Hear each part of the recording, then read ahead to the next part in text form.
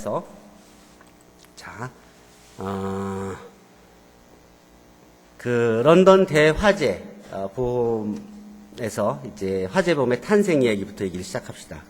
그 전에 이제 성균관대학교에 그 우리나라에서 최초로 이제 글로벌 스탠다드 국제 기준에 맞는 액처리를 배출하는 그런 그 보험 계리학과를 만들게 된 그런 과정에 대해서 지난 시간에 간단히 소개를 했고, 그리고 실제로 Q&A에서 우리가 공지사항에서 내가 우리나라의 이 보험 계리학과를 만든 과정, 그 벤치마킹을 한 과정, 포항공대 전산수학연구센터에 내가 그 연구를 같이 했었는데, 그때 이제 인볼브 돼서 그 소장님하고 같이 이 보험 계리 프로그램을 개발했고, 그 과정에서 벤치마킹을 뭐 커네티컷 대학, 보스턴 대학, 어스틴 대학, 아이오와 대학 등등을 프로그램들을 검토하고 그 사람들 직접 만나서 이제 프로그램을 개발하고, 이쪽에 실제 권위 있는 교수를 우리 프로그램에 교수로 초빙해서, 그래서 지금 우리나라를 대표하는 보험계리사 배출하는 그 기관으로 자리를 잡은 그런 내용에 대해서 간단히 소개를 해줬습니다. 자, 오늘 대화재 피해에 대한 반성에서 생긴 보험법에 대해서 간단히 얘기하도록 합시다. 이 소제목이 불운이 불행이 되지 않게 하는 방법. 그래서 인간이 우발적인 사고로 인해 경제적인 위기를 처했을 때 대비하자는 목적으로 이제 서로 조금씩 모아서 공동의 준비금을 마련해주는 인간의 집단 행위, 이것을 보험이라고 할 수 있는데, 그렇다면 이런 보험이 언제 어떤 계기로 탄생한 것일까 생각해 봅시다. 이전에 그런 미래를 대비하는 그런 생각은 그런 뭐 인류 초기부터 뭐 이솝 우화의 개미와 배짱이의 그 우화에서도 볼 수 있듯이 언제나 인간은 재산, 의복, 주거 등 식량의 버금가게 중요하게 이런 것들을 생각해 왔고, 이런 그 재산을 전쟁이나 화재 또는 도난, 분실과 같은 그런 각종의 그 재해에 대비해서 그 위험을 분산시키는 방법을 생각해 왔었고, 이제 그것이 이제 보험제도로 발전했다는 것입니다. 뭐 하다못해 그 동물들도 그 장래를 위해서 비축을 해두는 예를 볼 수 있고, 그렇지만 그것이 환경이 이렇게 더운 지역에서는 따로 음식을 비축해 놓을 필요가 없는 게 1년 내내 음식이 나무에서 열리고 땅에서 자라고 바다에서 나니까, 그런 데서는 따로 식량을 비축해 놓을 필요가 없지만, 에스키모나 이런 그 계절 변화가 심한 데는, 그런 데는 당연히 몇 달 동안은 음식이 동물도 없고 식물도 없고 뭐 아무것도 없으니까 따뜻할 때 많이 잡아서 보관을 해놓고, 그러고 실제 이제 사는 그런 생각을 했겠죠. 환경에 따라서 그런 미래를 대비하는 방법도 다른데, 실제 우리 화재 보험은 런던 대화재 후에 이제 생기게 된 것입니다. 자, 어쨌든 옛날 도시들, 그러니까 그 화재 등과 같은 재난 후에 도시 형태들이 어땠나 보면, 기원전 5000년에 이제 나카다, 이집트에 어디냐면 요게 이제 여기 나일강이고, 요게 수에즈 운하고, 그러면 여기쯤이 이제 요 강에 여기쯤이 나가다였고, 또 기원전 4000년에 우르크, 이 메소포타미아 이라크에 요게 이제 여기가 이스라엘이고, 그리고 여기 수에즈 운하고, 요게 페르시아만이고, 여기가 우르크라는 도시인데, 이런 도시들이 옛날에는 큰 도시였는데 지금은 다 이제 사라진 거죠. 그러니까 이런 돈촌락에서부터 현대 인구 1000만이 사는 700년 역사의 서울 역사까지 수많은 도시가 있었는데, 그 중에 이제 어떤 도시는 지금까지도 이렇게 건재하고 어떤 도시는 사라져 버렸는데, 그런 과정과 그런 또 이유도 같이 한번 생각해 보도록 합시다. 어쨌든 오래된 도시를 생각하려면 이 진시황의 묘 주변에 이제 병마용이 있죠. 그거로 유명한 도시가 이제 시안인데, 산시성에 있는 시안인데, 또는 장안이라고도 부르는, 이게 이제 3000년 이상의 역사를 가진 도시입니다. 중국의 13개 왕조가 이곳을 수도로 삼았고, 7세기에서 9세기까지는 전 세계 문명을 모두 접할 수 있는 그런 도시가 바로 이 시안입니다. 그 당나라의 수도였던. 또 로마는 세계적인 대도시였으나 인구는 5만에도 미치지 못했었는데 그 당시에 이 장안, 시안, 지금의 서안은 시안은 이 안에는 100만 명에 달하는 인구가 그 당시에 살았고 로마와 같은 시기에 또 장안에는 70여 개국의 외국 사신단이 있었으며 3만여 명의 유학생들이 이것을 거쳐갈 정도로 로마가 5만일 때 이 아시아에는 이 100만에 달하는 도시가 있었던 거라고요. 규모가 로마가 세계적인 대도시였을 때조차 그랬으니까 이 당시에는 당연히 이 아시아의 그 영향력이 당연히 그 문화적이나 경제적인 수준이 어디에 못지 않았다는 것을 이해할 수 있죠. 어쨌든 그러니까 중국의 고대 문명을 이해하려면 이제 시안을 꼭 가봐야 된다 그렇게 얘기를 하는 겁니다. 어쨌든 이런 도시들이 만들어지는 이유는 먼저 충분한 식량 또 안전성이 보존돼야 되고 그리고 그런 도시 중에서 그렇게 오랜 역사성을 가진 도시 중에서는 번영한 도시도 있고 폐허가 된 도시도 있는데 예를 들어서 영국의 수도 런던은 런던 대화재 등의 큰 재해가 있었지만 재건된 경우고 이렇게 폼페이 같이 이런 도시는 잊혀진 도시가 된 것이죠. 또 살아있는 도시들, 오래된 도시로서는 이제 로마 제국의 수도였던 로마, 또 비잔티움, 오스만 제국, 또 터키의 옛날 수도였던 이 콘스탄티노플, 이스탄불 같은 도시들은 지금까지도 건재하게 존재하고 있죠. 자, 그럼 어떤 도시는 왜 서바이벌 했고, 오랫동안. 어떤 도시는, 포기하고 이렇게, 폐허가 되었는가. 이 이유를 보면은 도시를 포기하는 데는 자연재해는 치명적이지만 사람이 만든 재해는 별로 영향을 받지 않고 다시 재해했다는 거예요. 즉, 자연재해로 파괴된 데는 대부분 특징이 잊혀진 도시는 대개 자연재해에 의해서 망가진 도시들이고, 되게, 사람이 만든 재해, 화재라든지 전쟁이라든지, 이렇게 무너진 도시들은 대부분 그거를 재건하는 그 비용이 그걸 포기하고 새로 다른 도시를 건설하는 것보다 더 쌌기 때문에 그 도시, 대부분의 경우에는 다시 복구했다는 것을 알 수 있습니다.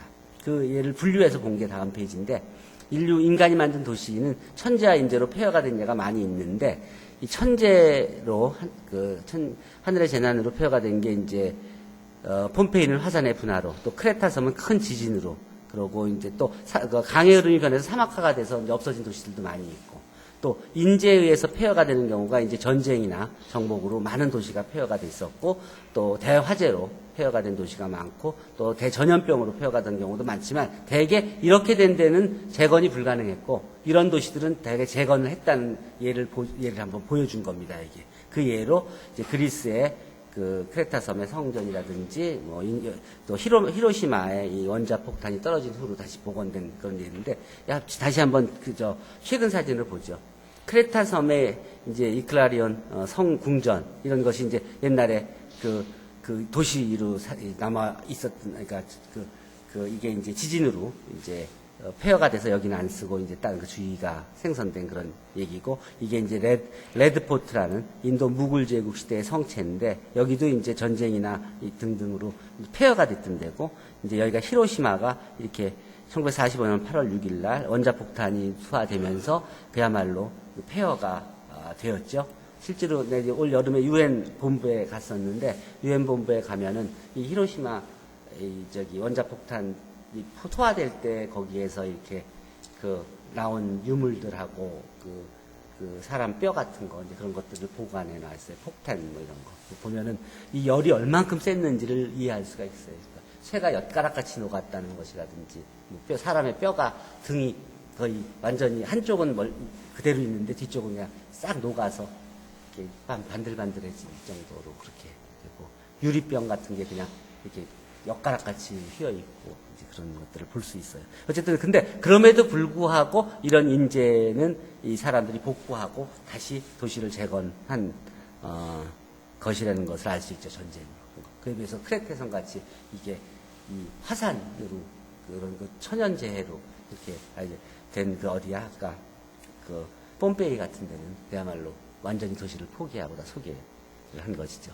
어쨌든 1666년 9월 2일 이 이제 어느 빵집의 야궁이에서 나온 불에서 발화한 화재가 4일간 계속 밤낮으로 타들어가서 런던시의 3분의 2 상당하는 14,200채의 집과 82개의 교회를 태우고 꺼졌는데, 이 불이 꺼지고 난 사진이 이제 아까 첫 번째 페이지에서 본 사진입니다. 런던은 완전히 불타버린 벌판이 되어버렸는데, 그 후에 이제 그 도시를 포기하느냐 다시 재건하느냐 하는데, 재건하기로 결정하고 다음 세 가지 원칙을 세워서 이제 그때부터 목조가옥이 줄였던 거 석조가옥으로 바꾸고, 그 다음에 집들이 이제 한 집에 붙으면 모든 도시가 다 타는 걸 막기 위해서 블럭을 만들어서 사이에 도로를 두어서 이제 불이 그 옆에 블럭으로 건너가지 않도록 확보했고, 또 이제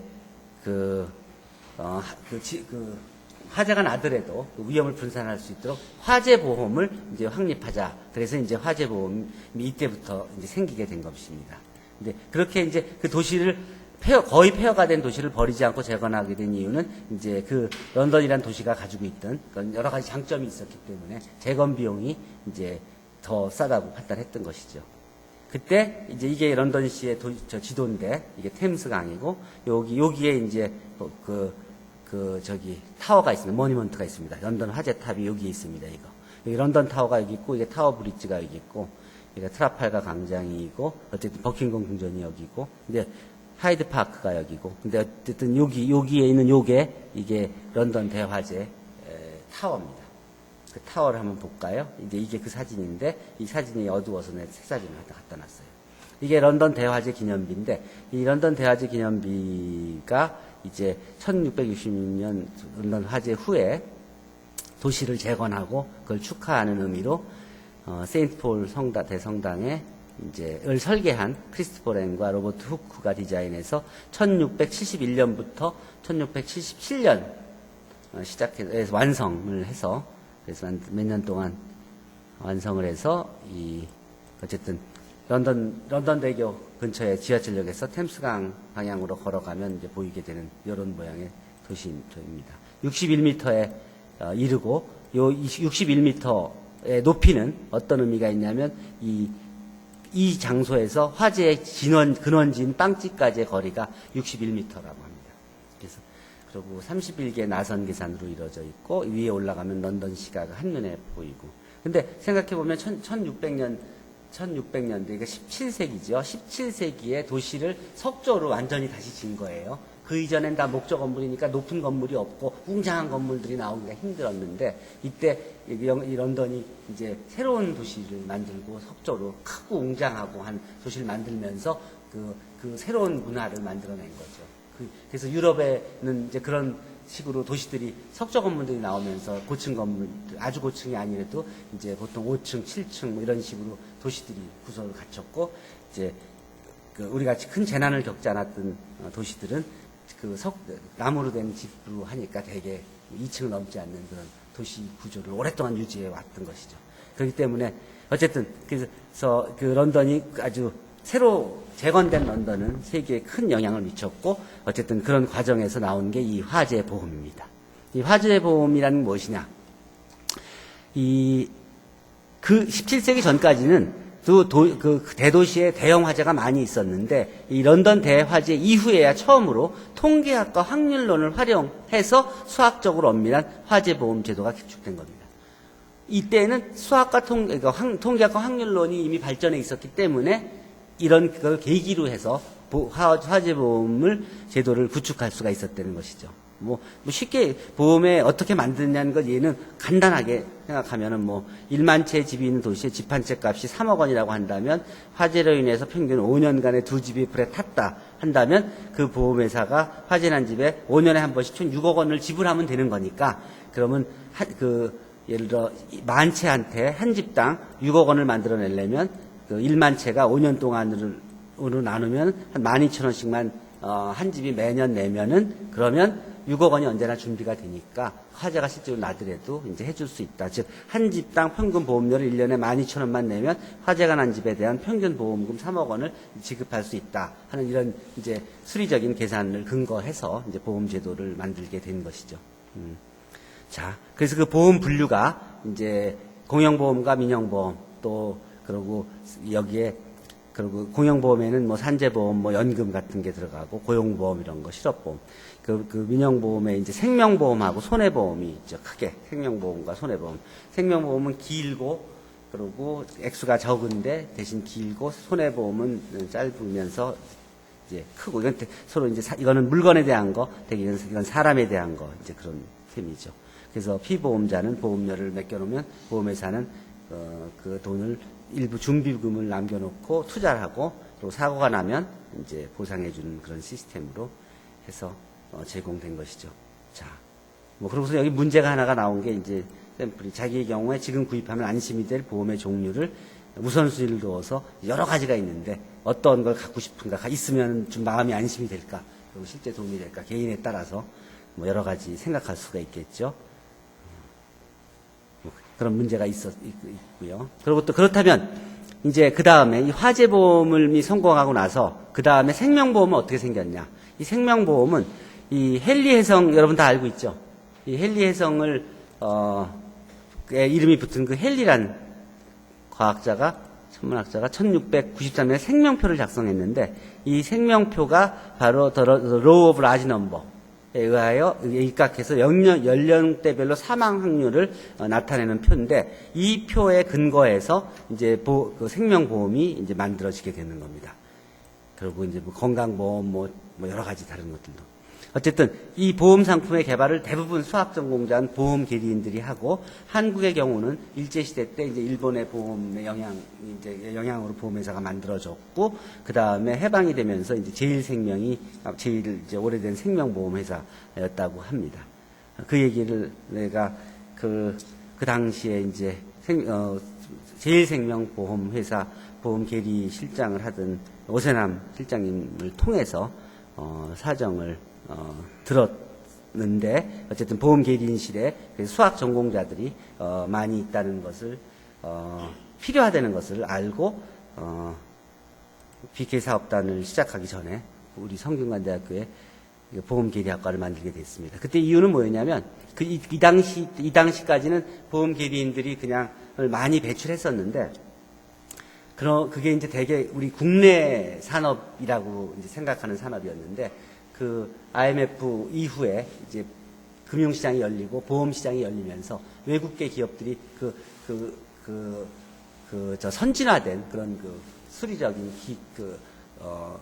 모델에 기반한 그런 경쟁력 있는 그런 보험 상품으로 우리나라에 들어와서 우리나라 보험시장을 잠식해 가니까 우리나라에도 그런 수리적인 백그라운드를 가진 전문가들, 전문 보험 계리인들이 필요할 그런 시기여서 글로벌 스탠다드에 맞는 계리인이 필요한 때라서 우리 수학과하고 통계과가 협동으로 다른 대학원, 다른 학과 대학원에서 이제 정원들을 뽑아서 빼서 그래서 매년 20명씩 뽑아서 40명 정원의 보험 계리인 프로그램을 만들어서 성공적으로 운영을 했고 그동안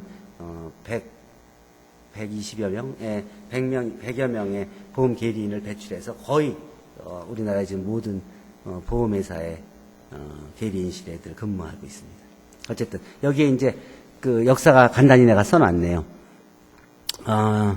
한국 보험의 뿌리는 이제 사만시대의 개였는데 어쨌든 1870년대 이후에 외국 보험회사 대리점들이 들어왔고 1921년에 조선생명보험 주식회사가 생기고 그 이듬해에 조선화재해상보험 주식회사가 설립되었고 해방이 되고 나서 1949년에 이제 제일화재해상보험이 이제 설립 공고를 처음으로 냈으며 1960년대 들어서면서 경제개발과 함께 이제 크게 성장했고 1990년대에는 한국 보험 규모가 1990년대 보험 시장이 개방되면서 한국 보험이 이제 2014년에는 세계 8위의 보험 강국으로 발돋움을 했습니다. 그리고 실제로 지금도 그렇기 때문에 많은 계리 인력들을 필요하고 있습니다. 사실 보험회사는 공장이 계리실인 거예요. 상품이 보험 상품을 만들어내는 게 이제 아까 같이 그런 그 생명표라든지 그런 데이터에 근거해서 모델링을 통해서 만들어내는 것이기 때문에 이게 이제 우리나라 2014년 12월 3일 날 기반의 생명표입니다. 각 세대별로. 예를 들어서 1세인 남자아이는 살 확률이 77%고 99세인 여자 할머니는 살 확률이 2.81%인 그런 생명을 1년 넘긴 뭐 그런 식으로 표가 그렇게 생겼습니다. 아니, 그런 개념하고 이제 일치되는 개념이라고 해요. 우리나라의 사만 옛날. 그렇죠. 굉장히 옛날이죠. 그러니까 이게 상부상조하는 것이니까 이 사람이 어려운 일을 거치면은 동네 사람들이 같이 도와주고 또 마찬가지로 이쪽 집에서 큰 일이 나면 다른 주위 사람들이 도와주고 이제 하는 그런 거였죠. 그게 사회적인 규약이 되기도 하고 그런 것이죠. 자, 어쨌든 이 보험 지불과 계약의 유효에 대해서 뭐 생각할 수 있는 게 이제 계약 기간의 중요성 그런데 이런 게 이제 화재의 경우에는 그 계약 기간에 따라서 그 시간 전이냐 후에 따라서 그 몇십억, 몇천억이 왔다 갔다 하니까 그 굉장한 엄밀성을 그 계약에 굉장히 클리어리티가 보장돼야 된다. 이제 그런 얘기입니다. 보통의 계약인 경우에 일본에서는 오후 4시를 기준으로 이제 그 계약 성립을 이제 생각한다고 합니다. 어쨌든 간단히 우리가 화재보험과 생명보험의 역사에 대해서 봤고 아까 여기서 설명해 준 것 중에서 이 현대 보험 계리인이 되기 위해서 치러야 될 그런 배워야 될 또 치러야 될 시험들 그런데 이 프로그램이 다 어떻게 만들어진 거냐면 미국의 이 Society of Actuary의 또 그리고 Casualty Actuarial Society에서 주관하는 그런 시험들에 대한 과목들입니다. 이 중에 몇 개를 통과하면 Associate of Society of Actuary 그래서 ASA라 그러고 그리고 또 현업 경험을 몇 년 이상 갖고 그리고 다시 또 시험을 봐서 몇 개를 통과하면 그러면 Fellow of Society of Actuary 그래서 FSA라고 합니다. 그래서 그 FSA가 이제 일반 사회에서 얘기하면 박사나 마찬가지 그런 겁니다. 어쨌든 그걸 하기 위해서 한 프로그램도 배우는 과목들이 되게 이런데 수리통계, 금융수학, 보험수학, 수리금융학, 손해보험수학 등등 수학 과목들이 많이 있는 걸 알 수 있겠죠. 그러니까 수학을 잘하는 학생들은 여기에 이제 경영학, 경제학에 관련된 조금만 미시경제, 거시경제 등 알고 그 다음에 조금씩 더 배워가면 실무에 관련된 과목들을 배우면 따라 할 수 있지만 수학을 모르는 학생들은 이런 시험 과목들을 하기가 어렵기 때문에 수학적 백그라운드를 가지고 또는 통계학적 백그라운드를 가지고 있는 사람이 훨씬 유리하게 되어 있습니다. 이 시험들이 다. 그래서 미국에서도 이 수학과 안에 액추리얼 사이언스 프로그램이 같이 있거나 하는 경우가 많습니다. 그래서 우리나라의 보험계리 역사들 뭐 등등 이런 생명보험의 역사, 뭐 화재보험의 역사들 이제 이렇게 들었었습니다. 그러니까 이 1897년 소보험 이것도 한번 확인해 보시면 이제 알 겁니다. 이건 아마 최초의 보험이라는 게 이게 이제 외국계 우리나라에 수입돼서 온 걸 것이고 우리나라의 기업이 처음 생긴 것은 이제 조선 이게 아까 봤듯이 내가 그때 확인한 것은 생명보험이 조금 먼저였고 이어서 화재보험이 나온 걸 소개된 걸로 알고 있고 어쨌든 우리나라의 생명보험의 역사에 대해서 이 자료를 뒤져보면 이런데 자세히 있으니까 한번들 확인하면서 만약에 그런데 관심 있는 학생들은 보도록 하세요. 그리고 보험계리학과의 기준들 또 Associate of Society of Actuary 보통의 경우는 이 Associate of Society of ASA 자격을 가지면 미국에서도 외국인이라도 보통 보험회사 자격에 그만 쉽게 취직합니다. 대충 그렇게 하고 이어서 이제 산책로에서 탄생한 위상수학까지 내가 가르쳐 주도록 할게요. 자, 일단 5장 보험, 생명보험과 화재보험의 탄생에 대한 얘기에 대해서 질문 있으면 질문하십시오.